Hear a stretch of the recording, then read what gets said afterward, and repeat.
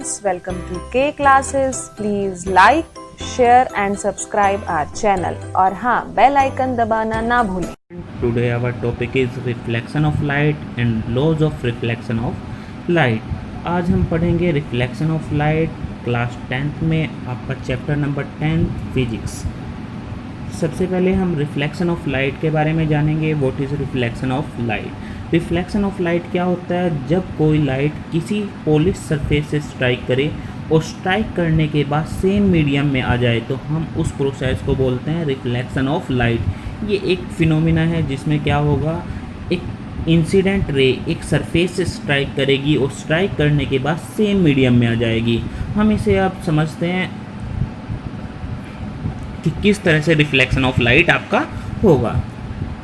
मान लेते हैं आपके पास एक सरफेस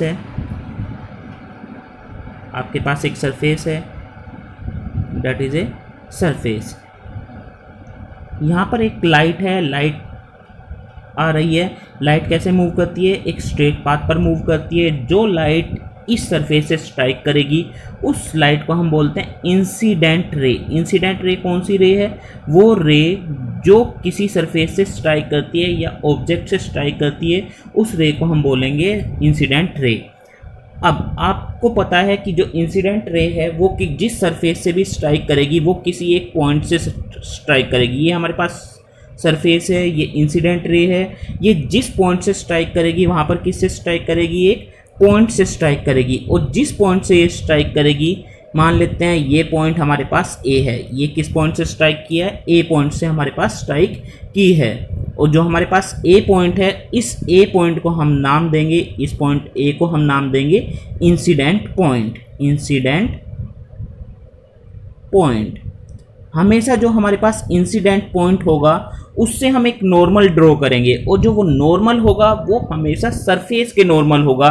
जो आपके पास एक सरफेस है, जो आपने ऑब्जेक्ट है, सरफेस है, जो आपका ए पॉइंट है, उससे एक नॉर्मल ड्रॉ करना है सरफेस पर. अगर मैं नॉर्मल की बात करता हूँ, नॉर्मल का मतलब क्या होता है? परपेंडिकुलर. परपेंडिकुलर का क्या मतलब होता है? 90 डिग्री. इट मीन्स इस सरफेस के नॉर्मल परपेंडिकुलर, या मैं कह सकता हूँ 90 डिग्री हम एक लाइन ड्रॉ करेंगे और उस लाइन का नाम देंगे नॉर्मल. तो आपके पास एक इंसिडेंट रे हो गई, एक नॉर्मल हो गया, एक इंसिडेंट पॉइंट हो गया और एक आपके पास सरफेस हो गई. मैक्सिमम जितने भी एंगल हम मेजर करते हैं वो हम नॉर्मल से मेजर करते हैं. तो आपके पास इंसिडेंट रे और नॉर्मल के बीच में जो एंगल बना है उसका हम एक नाम दे देते हैं. उसका नाम क्या है हमारे पास? इंसिडेंट एंगल या एंगल ऑफ इंसिडेंस. तो ये हो गया हमारे पास angle of incidence. Angle of incidence को हम रिप्रेजेंट करते हैं आई से. Angle of incidence is represented by I. जब ये रे ए पॉइंट से स्ट्राइक करेगी और हमारे पास रिफ्लेक्शन का प्रोसेस होगा तो ये रे किस में चल जाएगी? सेम मीडियम में आ जाएगी. सेम मीडियम हमें कैसे पता चलेगा? अगर ये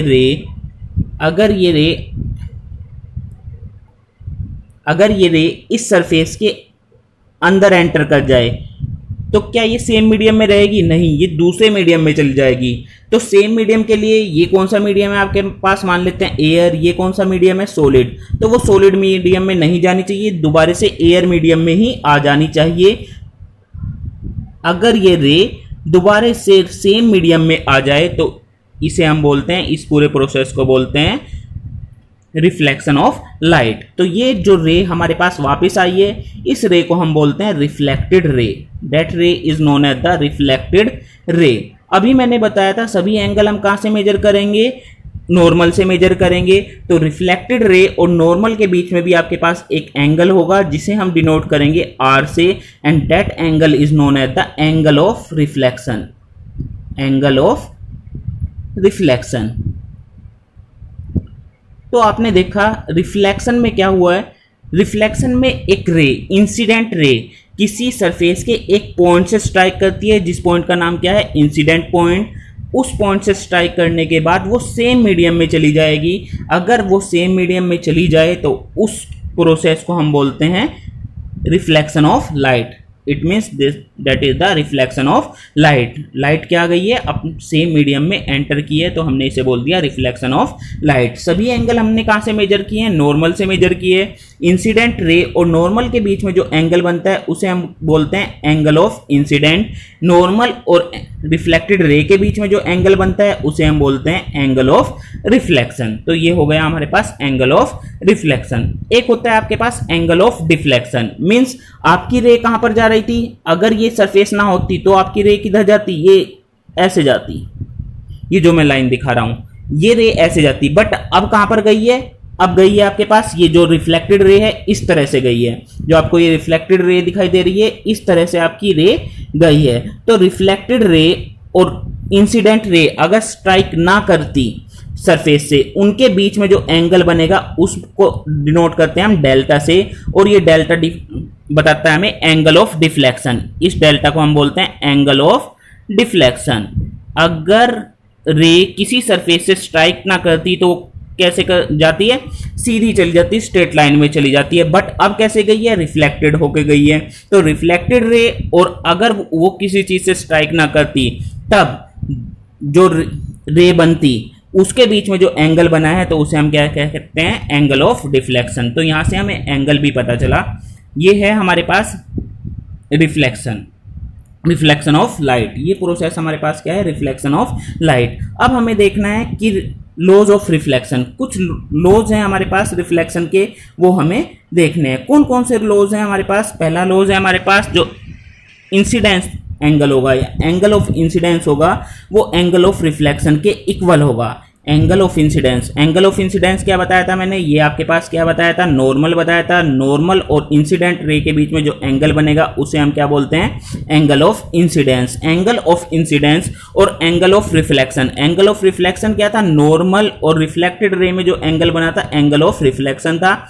एंगल ऑफ इंसिडेंस और एंगल ऑफ रिफ्लेक्शन क्या होंगे, हमेशा सेम होंगे, इक्वल होंगे। अगर ये एंगल थीटा है तो ये एंगल भी कितना होगा, थीटा ही होगा, इनमें कोई डिफरेंस नहीं होगा। या हम कह सकते हैं अगर ये 45 डिग्री है तो ये भी एंगल कितना होगा, 45 डिग्री ही होगा। ये एंगल क्या होंगे, सेम होंगे।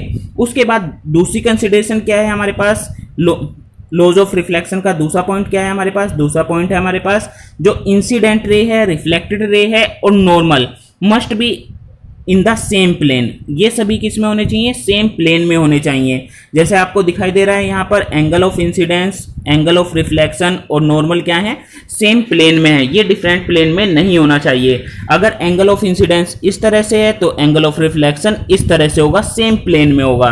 प्लेन का मतलब 2D में होगा। जैसे आप इंसिडेंट रे इधर ऐसे दिखाई दे रही है तो एंगल ऑफ इंसिडेंस कैसे दिखाई दिया, इस तरफ जाता हुआ दिखाई दिया।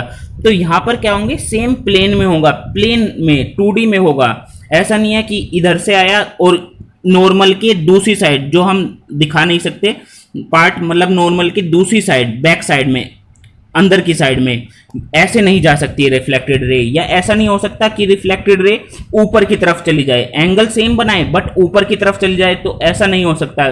तो हमारे पास कौन सी कंडीशन होनी जरूरी है, सेम प्लेन की कंडीशन भी होनी जरूरी है। That is known as the laws of reflection of light. This is all about the reflection of light. We hope you enjoyed our video. For personal online physics classes, you can contact us at 9992125662 or you can email us at kclassesconcept@gmail.com.